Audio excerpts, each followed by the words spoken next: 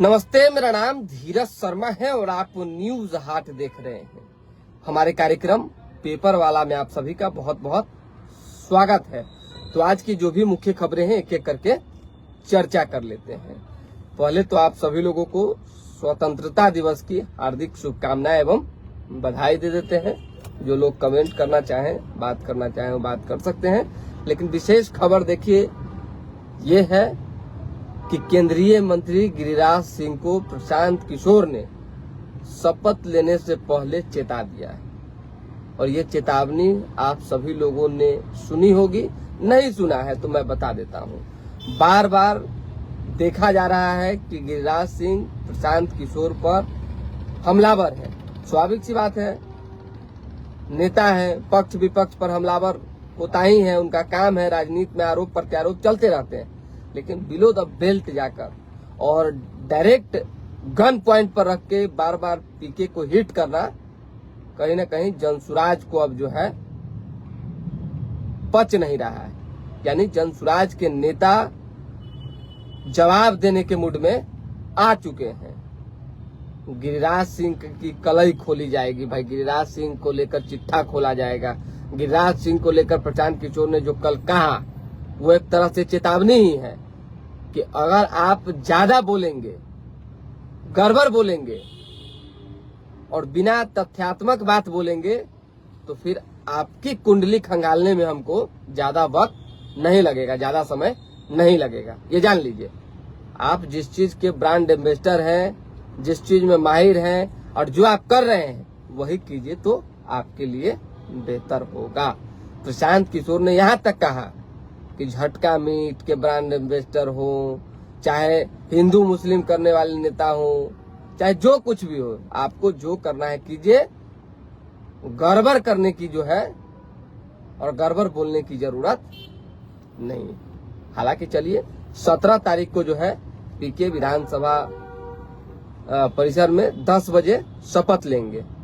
विधानसभा अध्यक्ष ने भी जो है आज बयान दिया, क्लियर कर दिया।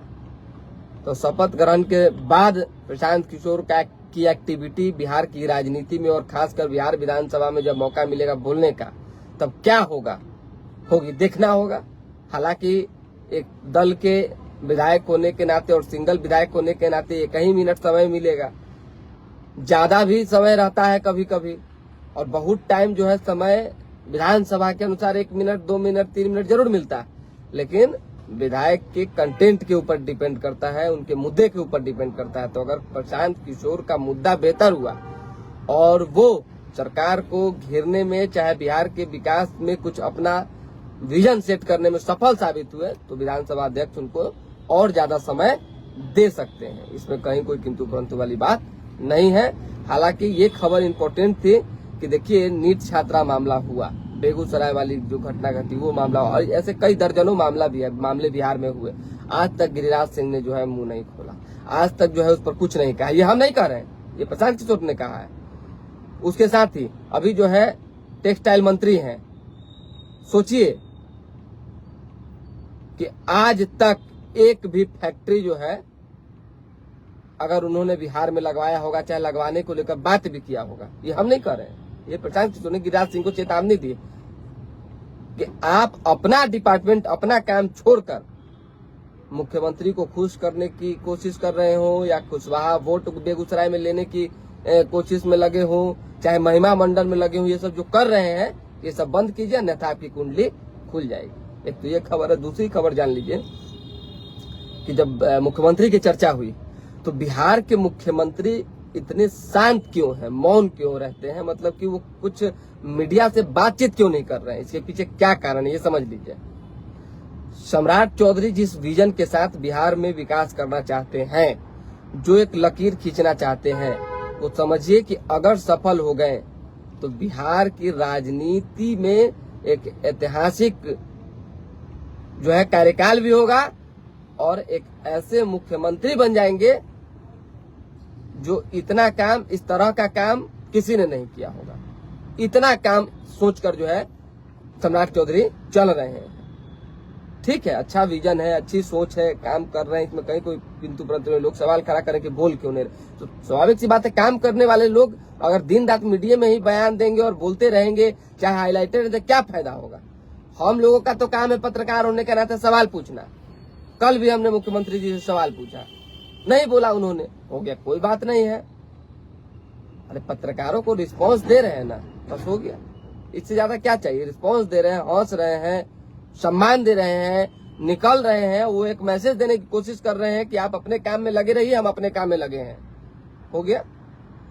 तीसरी खबर जान लीजिए, केंद्रीय मंत्री चिराग पासवान, जो कि लोजपा रामविलास के राष्ट्रीय अध्यक्ष भी हैं, अभी हम थोड़ी देर में उनके यहाँ ही जाएंगे, झंडोत्तोलन कार्यक्रम होना है, लेकिन उससे पहले उत्तर प्रदेश के चुनाव को लेकर चिराग पासवान अडिग हैं, जिद पर अड़ गए हैं, और उनके पास उनको मनाने के लिए बहुत सारे लोग जो है वहां के यूपी भाजपा के गए थे और केंद्रीय नेतृत्व ने भी टच किया, लेकिन उनका साफ मानना है कि हम अपने जनाधार और वजूद से समझौता नहीं करेंगे और नहीं कर सकते हैं। हमारी संख्या जो है उस संख्या के हिसाब से हमें टिकट मिलनी चाहिए, हिस्सेदारी मिलनी चाहिए, तब जाके बात होगी। और नारा भी जो है उन्होंने दे दिया है, गूंजे धरती आसमान और पंडित पासी पासवान। तो पंडित पासी पासवान का जो एक मैसेज है कि सभी सब धर्मों को एक साथ लेकर चलने का। और ये मैं आपको बता देता हूँ, यूपी के चुनाव में अगर ये नारा सफल रहा और अगर ब्राह्मणों को शिफ्टिंग का एक विकल्प चिराग पासवान में दिखा, तो वो क्षणिक देर नहीं लगाएंगे चिराग पासवान के साथ जाने में, क्षणिक देर नहीं लगाएंगे। और अगर चले गए तो बड़ा मुसीबत खड़ा हो जाएगा। अब एनडीए के पास, एनडीए को सोचना है, शीर्ष नेतृत्व को सोचना है कि चिराग पासवान को साथ रखना है कि नहीं रखना है। और अगर नहीं रखिएगा तो 402 सीट पर चुनाव लड़ेंगे, सारा सीट पर चुनाव लड़ेंगे, जो भी 401 की, हाँ, एक सीट है कि 2 सीट है, सब पे लड़ जाएंगे, चाहे जितना मन करेगा उतना पे लड़ेंगे।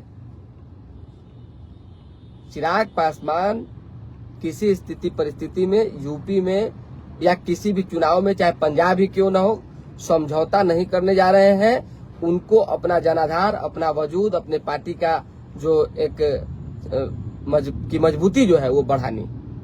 और हमारे पास जो खबरें आई हमने आपको बता दिया।